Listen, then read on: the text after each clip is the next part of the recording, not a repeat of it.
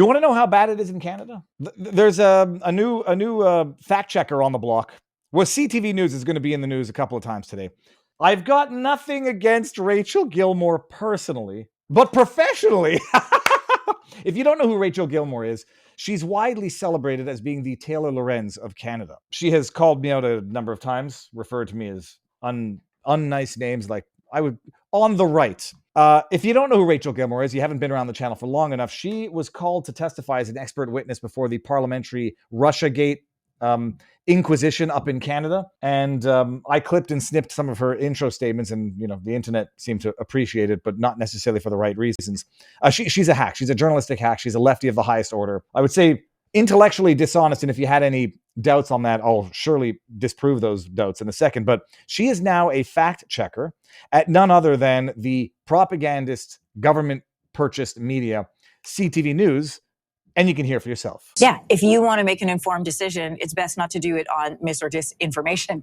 Journalist Rachel Gilmore, it's been great to have you on your morning, and I want to let everybody know you're going to join us every week throughout this campaign for a Fact Check Friday. We're going to take a closer look at what's been said throughout the week on the campaign trail. You're going to fact check it for us every Friday. Can't wait for that. Thanks so much, Rachel. I am so excited. Yeah, if you...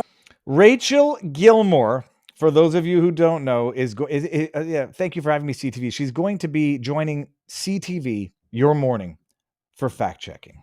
For those of you who don't know who Rachel Gilmore is, why can't I find the flipping thing? I just posted it. I'll get it in my own timeline.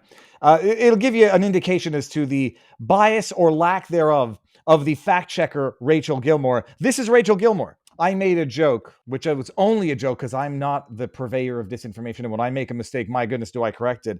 I made the joke like, hey, how long until someone clips this and accuses Rachel Gilmore of giving the middle finger to an innocent black man behind her because she's a racist? I didn't do that because I think truth is even worse than the lie. This is going to be your fact checker, fact checking the man behind the tariffs who takes the opportunity of passing a Trump tower, and she's so enraged by the inanimate object, she feels compelled to give it the middle finger. Can we zoom in on those fingers? Oh, nicely manicured, very nice. She's doing I was told that she's doing the nice Top Gun. Giving the finger to Trump Tower, people.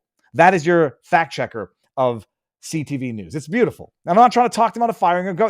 CTV News deserves her. It's going to be money well spent for those propagandists. But don't worry, there's more. There's more. Rachel Gilmore, once upon a time, tweeted this out because it was the captions on a clip from Tucker Carlson. And she said, I have a feeling this image is going to be very useful. And it's Tucker Carlson with the caption saying, I'm misleading you. Well, Viva is actually a fact checker. By the way, I've submitted my candidacy for community notes, so we'll see where that goes. Viva is the fact checker. I fact check myself. Sometimes I fact check myself in real time. Then I have to go out on Twitter and issue an apology to people. This was actually what Tucker Carlson said for anybody who's interested. Reality. But if I don't mention the fact that the same man has been arrested for the same crime 6 times before, am I really informing you? No, I'm not. I'm misleading you. And this is what Rachel Gilmore sees by way of reality. I'm misleading you. Tucker Carlson, you admitted it. That's your CTV News fact checker. And it's so amazing. Like, as I prepare for these shows, things just click together harmoniously. Things click together harmoniously.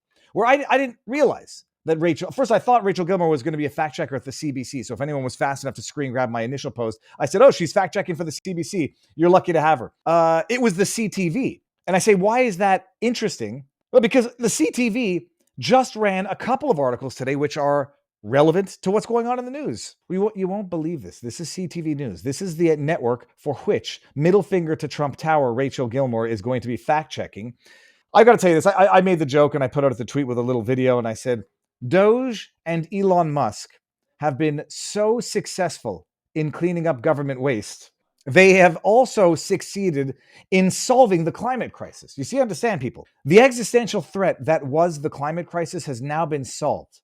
And it's so not an issue anymore that not only do you boycott Tesla EVs and Elon Musk, and not only do you burn those mother effers down and the lithium batteries contained within, not only do you throw Molotov cocktails at them, but each Molotov cocktail sets off enough CO2 to kill a baby seal. So not only can you do that now, but the governments of Nova Scotia and Prince Edward Island have announced that they're no longer giving the rebate for Tesla vehicles. This is CTV News, for which Rachel Gilmore the national treasure that she is for Canada, is fact-checking. As the trade war between the United States and Canada grinds on, the Prince Edward Island government is cutting off a rebate program for an American vehicle company. The provincial government says Teslas will no longer be eligible for its electric vehicle incentive as of Tuesday. Any Tesla purchase prior to that date will still receive the normal rebate. Quote, "We need to focus our net zero funding on what matters most to islanders," end quote, said Environment, Energy, and Climate Action Minister Gilles Arsenault in a news release. Quote, "I encourage anyone looking at purchasing an electric vehicle to consider purchasing from a dealership with a local presence here in PEI or the Maritimes." I'm sorry, hold on. Are there no Tesla dealerships in Prince Edward Island? Hold on. This is stupider than I thought it was going to be. Hold on, I'm going to go just ask. I'm fairly certain. Are there Tesla? I'm fairly certain there would be. Just asking. There are no traditional Tesla dealerships in PEI. Tesla operates on a direct-to-consumer sales model, meaning it does not have franchised dealerships like other automakers. Instead, Tesla sells its vehicles online, and customers in PEI can order directly from the website. You see how that works?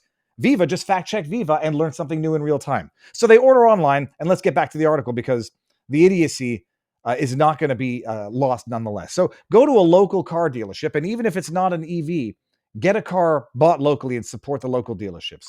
Environment be damned. The program offers $57.50 for the electric vehicles, $32.50 for the plug-in hybrid, yada yada yada. Okay, yeah, that's the news out of CTV News.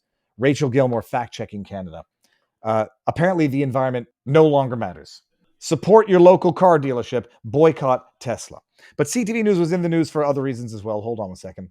Well, this was the article. And I had to let them know that, yeah, it makes zero sense. I put out a tweet. It might have been a little bit too hyperbolic. I said, like true terrorists, this government of Prince Edward Island and Nova Scotia, they hate their enemies more than they love their children. The climate crisis is an existential threat to humanity. Canada needs to lower its emissions, even though it represents 1.25%, 1.5% of global emissions. It's got to eliminate its emissions to net zero under the Carney circus by 2030, I think, or 2050. And it's such a serious, life-altering existential crisis that they need to boycott Tesla and focus on going local, even if that's not necessarily electric anymore.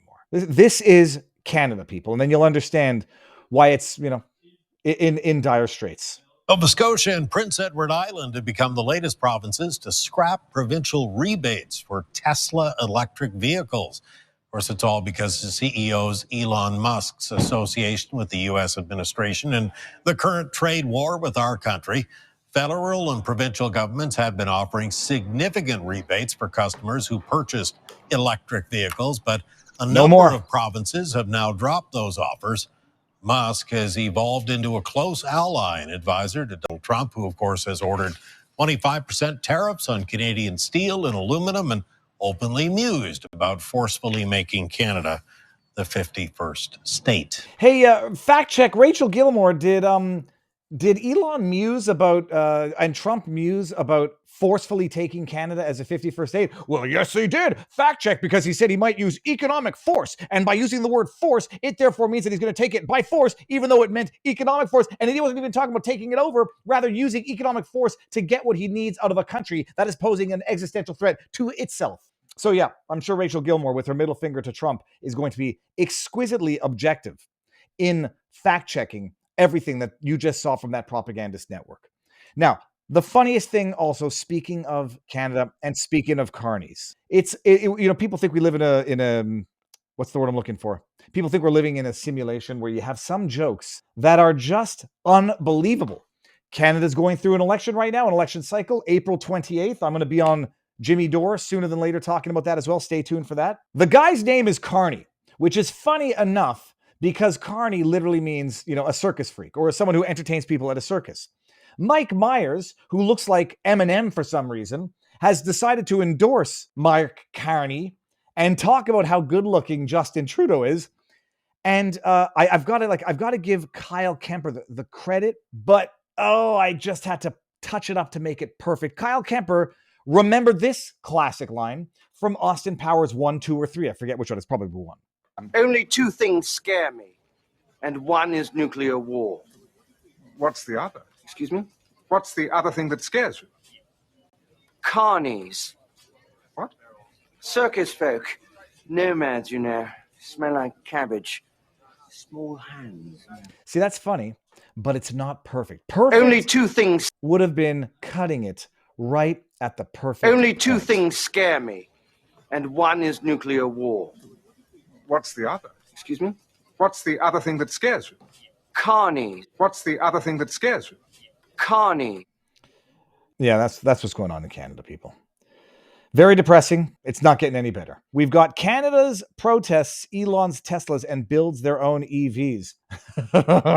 This is funny. No, it's like people make jokes about how bad commie cars were back in Soviet Russia. Like the communist cars were terrible. And now you see what's going on here. The commie cars in Canada will never be too terrible because they're just going to get them from China. Although apparently, from what I've been told, I'm no expert on this, but the Chinese lithium batteries apparently tend to start on fire a lot more randomly and without any meaningful taunting. But that's what's going on in Canada, people. Liberals, this is from City News, not CTV News. Liberals hold 6-point lead over Conservatives. Léger poll. Léger, go do a little Google about Léger marketing in terms of accuracy and scandals. Liberals have pushed further ahead of the Conservatives in voter support, and almost half of Canadians surveyed think they will win the election, a new poll suggests. It's good. The good news for the Liberals came just hours after former housing minister Sean Fraser announced he would be reversing his decision not to run in the election, joining a handful of MPs who have made the same decision in recent weeks. With polls showing a large portion of his party's support bleeding to Liberals, NDP leader Jagmeet Singh said there are massive challenges ahead for his party. Holy hell. Can you imagine going from the NDP to the Liberals? I mean, you may as well go from the frying pan to the bonfire. At a campaign stop north of Toronto, Conservative leader Pierre Poilievre struck a combative tone and claimed Liberal leader Mark Carney isn't dedicated to Canada because a company he was previously involved with has financial interests outside the country. Can you believe how they describe Brookfield Assets Management? And they just wrote it off like that. These are the news agencies that Rachel Gilman's going to be fact-checking for. Hey, guys, you should ask me to fact-check for that. Oh, yeah, no, a company he was previously involved with has financial interests outside of the country. Carney has admitted to investing in foreign countries that are not saddled by the policy he was telling Trudeau to implement in Canada while he was telling Trudeau to implement that in Canada. He took Brookfield Asset Management and moved it from Toronto to New York. Just at the time, in October 2024. We don't need to read the rest of this. Oh, all right. That is all. That's what's going on in Canada, and that's it. We're done with it. Done, promised, that's it. Maybe it's the same polling used against Trump, says GD Smack. Well, the polling is fundamentally dishonest. What is far more accurate than the polling is the markets, which are still able to be manipulated, and you can get some glitches and some anomalies, but things tend to be more accurately reflected in the markets than in the polling, because the polling is flawed by its very nature, flawed by its very sample pool, and it's amplified in terms of Canada. Yep, we reached 1,165 Canadians who have landlines that are available at 4 o'clock in the afternoon. I'm exaggerating, but the bottom line is you're getting sample bias in those pools, and they are easily manipulated, as we saw in the Iowa poll, to yield the results that you want for the purposes of convincing people that up is down and left is right.